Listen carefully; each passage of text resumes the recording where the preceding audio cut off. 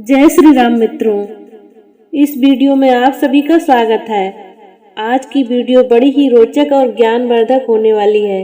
कृपया ध्यान से पूरा सुने। तो चलिए आज की कथा को प्रारंभ करते हैं। आज की कथा है 8वीं पीढ़ी की चिंता। तो आइए इस कहानी को विस्तार से सुनते हैं।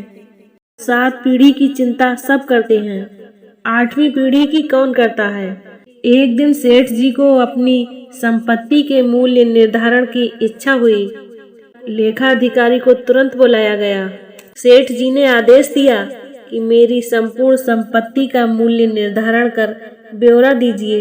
यह कार्य अधिकतम 1 सप्ताह में हो जाना चाहिए। ठीक 1 सप्ताह बाद लेखाधिकारी ब्यौरा लेकर सेठ जी की सेवा में उपस्थित हुआ। सेठ जी ने पूछा, कुल कितनी संपदा है।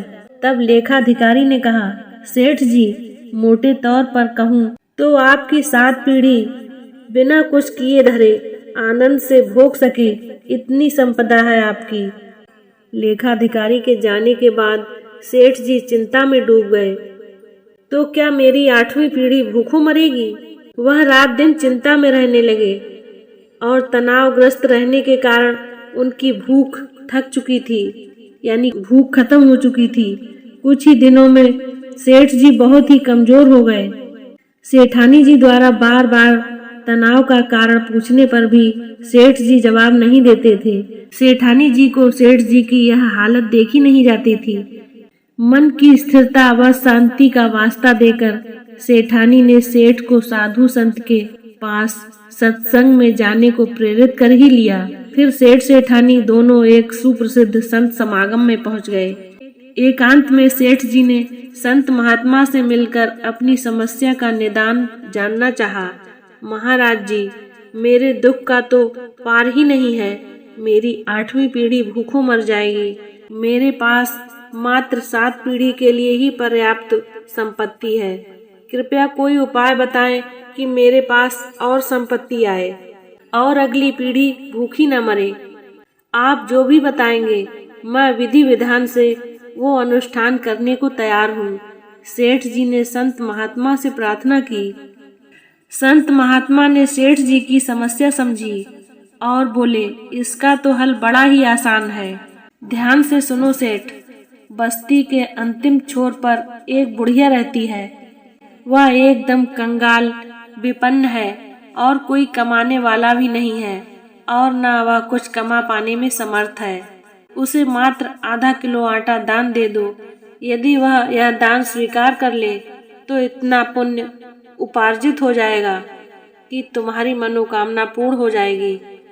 तुम्हें अवश्य अपना मनोवांछित फल प्राप्त होगा। सेठ जी को बड़ा आसान उपाय मिल गया। अब कहाँ सब्र था उन्हें। घर पहुंचकर सेवक के साथ 1 क्विंटल आटा लेकर पहुंच गए बुढ़िया की झोपड़ी पर। सेठ जी बोले, माता जी, मैं आपके लिए आटा लाया हूँ, इसे स्वीकार कीजिए। आटा तो मेरे पास है बेटा, मुझे नहीं चाहिए। बुढ़िया ने स्पष्ट इनकार कर दिया। सेठ जी ने कहा, फिर भी रख लीजिए। बूढ़ी माँ ने कहा, क्या करूँगी रखकर, मुझे आवश्यकता ही नहीं है। सेठ जी बोले, अच्छा तो कोई बात नहीं, 1 क्विंटल ना सही, यह आधा किलो तो रख लीजिए। बूढ़ी माँ ने कहा, बेटा, आज के खाने के लिए आधा किलो आटा पहले से ही मेरे पास है, मुझे अतिरिक्त की जरूरत नहीं है। बुढ़िया ने फिर स्पष्ट मना कर दिया। लेकिन सेठ जी को तो संत महात्मा के द्वारा बताया यह उपाय हर हाल में पूरा करना था। एक कोशिश और करते हुए सेठ जी बोले, फिर इसे कल के लिए रख लीजिए। बूढ़ी माँ ने कहा, बेटा, कल की चिंता मैं आज क्यों करूं। जैसे हमेशा प्रबंध होता आया है, कल के लिए भी कल ही प्रबंध हो जाएगा। इस बार भी बूढ़ी माँ ने लेने से इनकार कर दिया। सेठ जी की आंखें खुल चुकी थीं। एक गरीब बुढ़िया कल के भोजन की चिंता नहीं कर रही और मेरे पास अथाह धन सामग्री होते हुए भी मैं 8वीं पीढ़ी की चिंता में घुला जा रहा हूँ। मेरी चिंता का कारण अभाव नहीं, तृष्णा है। दोस्तों, आपको ये कहानी पसंद आई हो तो कृपया शेयर लाइक करें और कमेंट में जरूर बताएं कि ये कहानी आपको कैसी लगी। चैनल पर नए हैं तो सब्सक्राइब कर लें। धन्यवाद। जय श्री राम।